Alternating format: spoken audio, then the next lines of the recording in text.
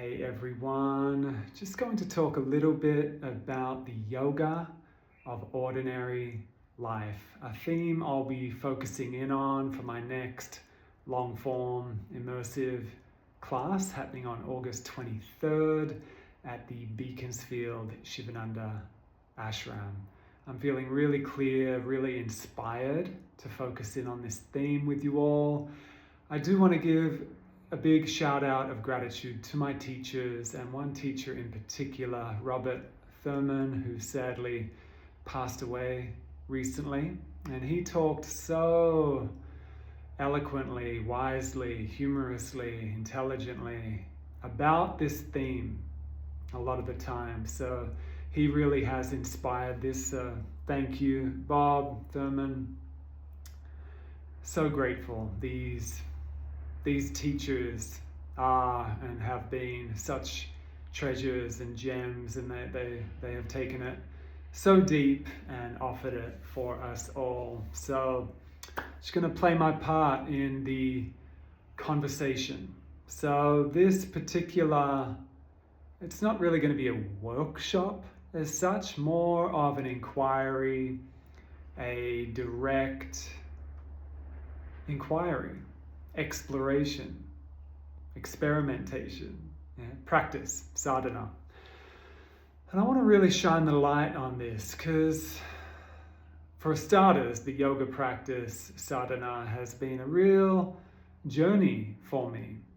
Before I met Joe, I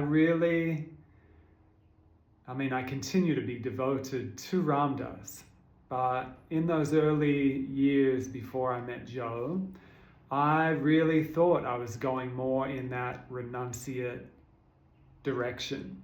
I really did.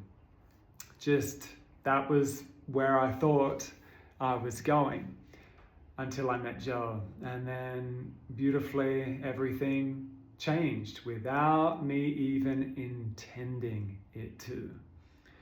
So I'm deeply grateful to her, and I'm deeply grateful to the mystery, to the trust, to my faith in listening. Because if I was just digging my heels in and stubborn to how I thought life was going to go, I would still be a single yogi, which would be awesome as well. It was a great time, and I'm grateful for that time.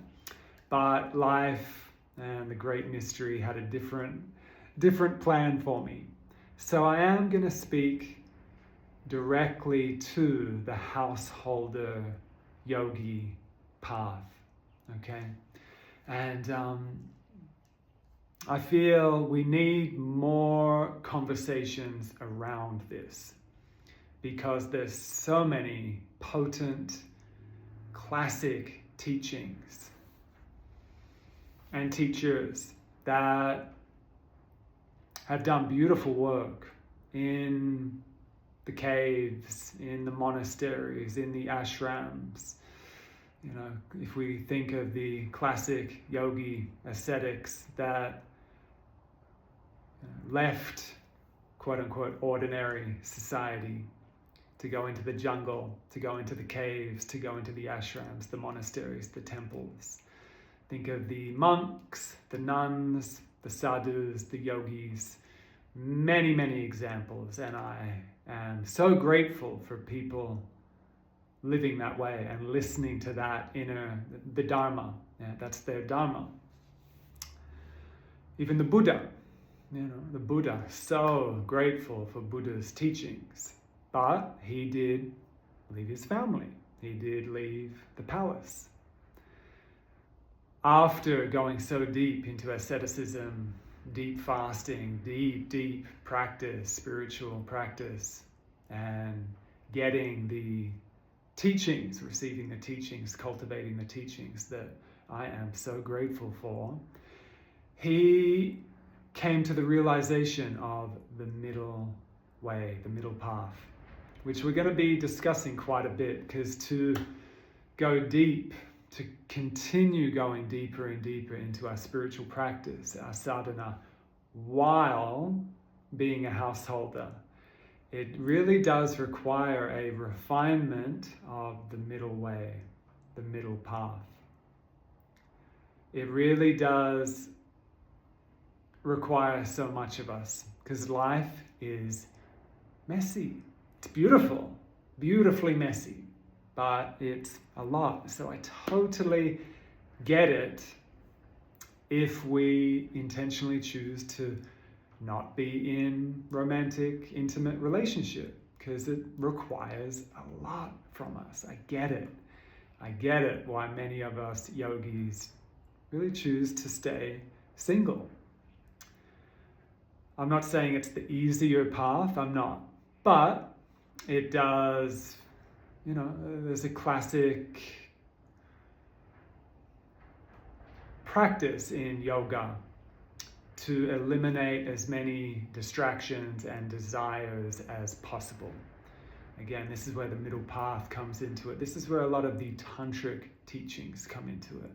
And even Christ apparently was pointing to this as well. The teaching of being in the world, but not of the world. The great Ken Wilber, he talks a lot about this as well. To be in the householder role, to be a modern but earnest spiritual seeker. We must be really refined in what he calls transcending and including. See, classically on the renunciate path, on the monastic path, the main emphasis is really just on transcending the human experience, transcending the ordinary experiences, to be in the sublime, to be in the ultimate, to be in the divine. Yeah. Whereas the Tantra, and again, integral theory, Ken Wilber's work, points to we can transcend and include. Just check that out for a bit. We can transcend while simultaneously being deeply embodied.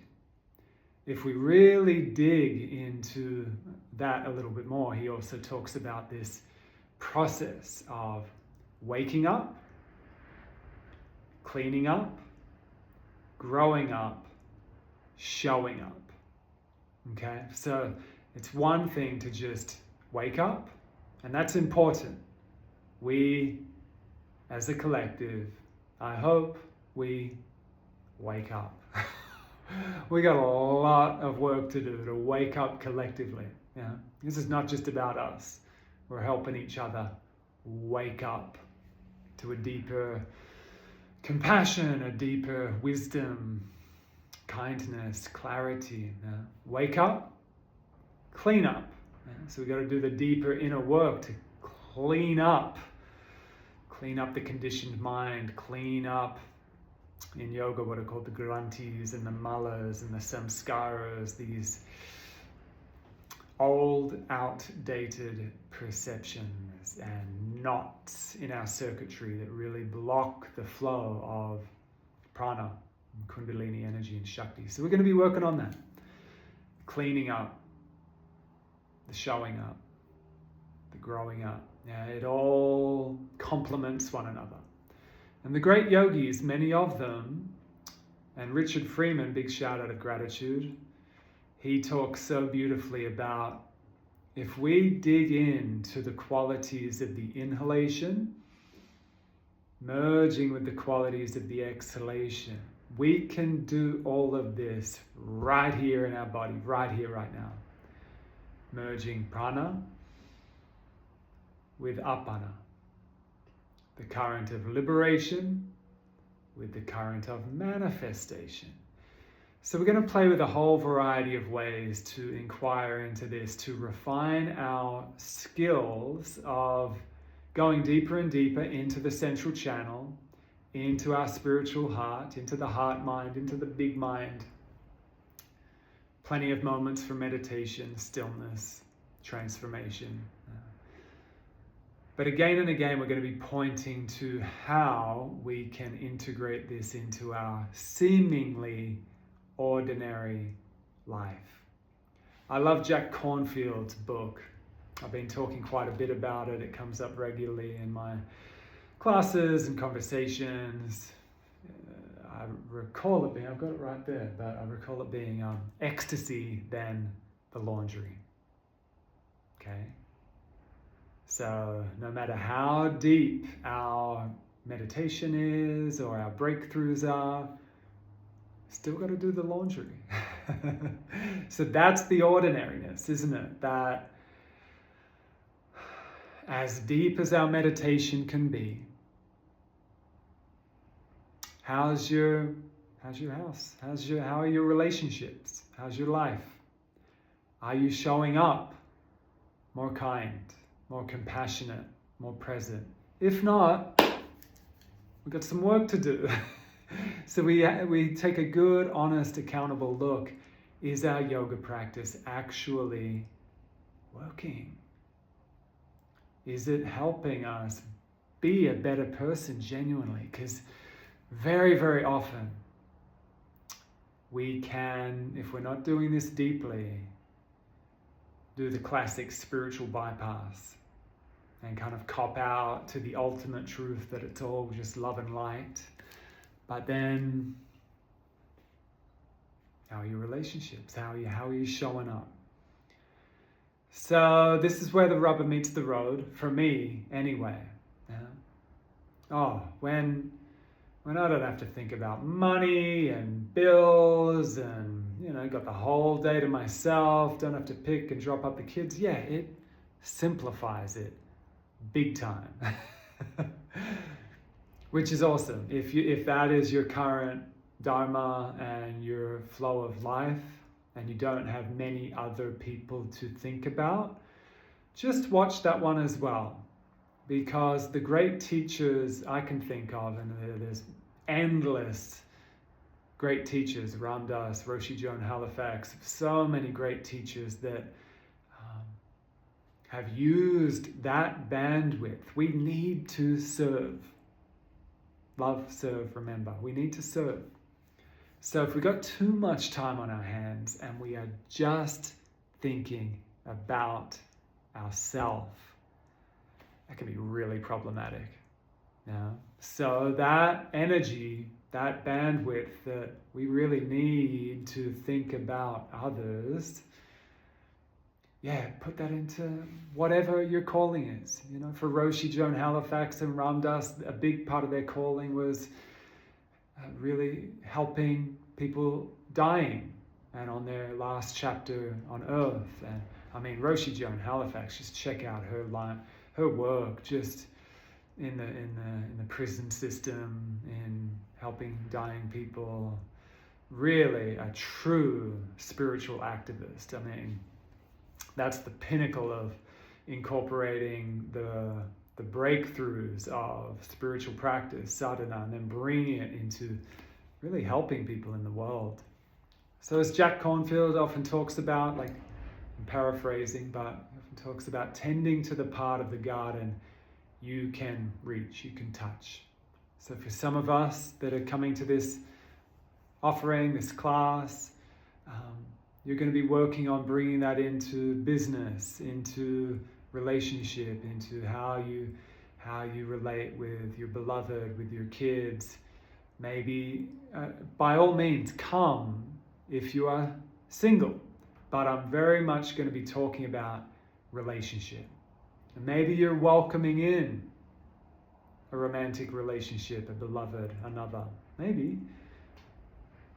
I will be talking about that example a lot. So, just FYI, spoiler alert. If you're not interested in relationship, you may be bored shitless. You may not want to come. You may find it interesting. You may. But this is very much tailored to people interested in being in the world, but not of the world. People interested in the middle path. People interested in deepening a healthy relationship with money, with image, with modern day living, and how we can work with it in a truly tantric way, truly yogic way, a bhakti way, devotion. I think that's about it. If you've got any questions, put them down below or reach out. But I think I touched upon most of it. It's going to be a beautiful journey. I do love the space at the Shivananda Ashram in Beaconsfield. Really honored to be teaching this there. And yeah, let's go for it. I did also do an article about this. I'm really vibing off it, if you can't tell. Did do an article on it on Substack. I'll upload this onto Substack as well.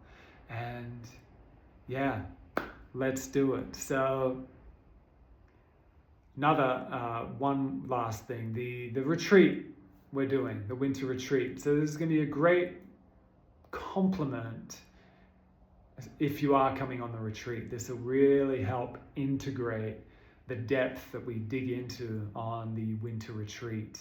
But of course, come even if you're not coming to the retreat, but especially if you are coming to the retreat, this could really help integrate into ordinary life. The extraordinary, ordinary, right?